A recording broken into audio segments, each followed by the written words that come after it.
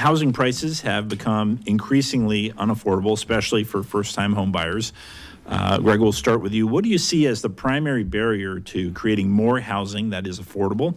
And what policies would you advocate for to address this issue, which disproportionately affects younger workers? Yeah. I enjoy this question because I do have a lot of experience in real estate lending, mortgage lending as a broker, banker. I think the number one issue then, and more so today, is all the regulation, all the government regulation, the way government is strapping and holding people back from, like I said, contractors, developers. I spoke with a good friend who's a developer in Rutland. He's also an attorney. And, it's just the astronomical processes that they go through to get permits. I'd like to see the permitting process be zeroed into one page, and it goes through the whole gamut of through the permitting process. I had a personal situation when a company bought a dealership in Rutland, and they were, we're going to get through Act 250 in 6 months. I said, no, you've got at least 3 years. Well, they didn't put a shovel in the ground until 3 years. Today, the dealership, it looks great. That land is developed. It's beautiful. And so I think that's really, really important. Paul, just in January, a 30-year fixed mortgage cost people, roughly about $1,249. And that's at 3.25%.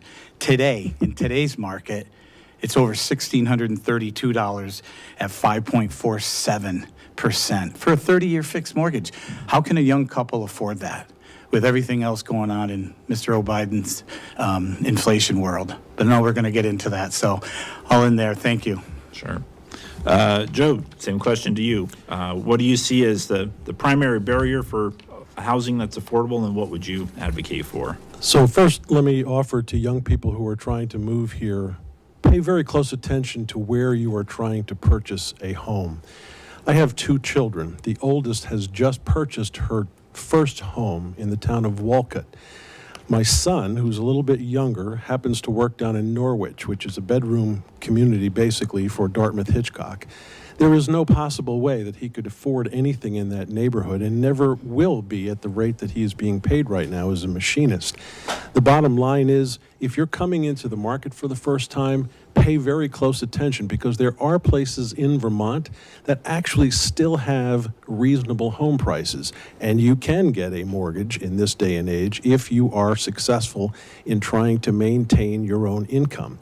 One of the things that's impacting that is daycare availability. A lot of folks would like to be able to move to some of these locations, but unfortunately the legislature about 5 years ago decided that we were going to have a licensed educator in every single daycare facility.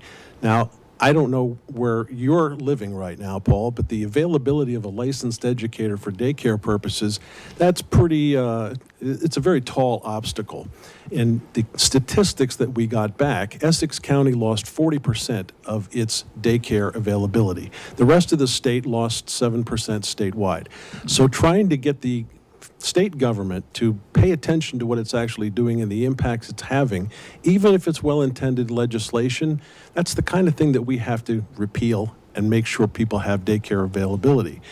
The other part of this is trying to get people to come here for good-paying jobs.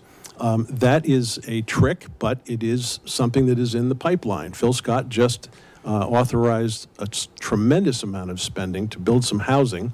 Those projects are not yet in the shovel-ready pipeline, but the money has been allocated. So we're doing some testing around the state to see if that actually works.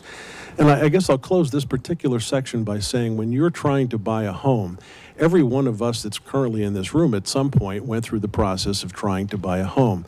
Learn about the mortgage system. Figure out what banks are available and what their rates are, because there are differences of opinion. You don't have to go to just one place to try to get something.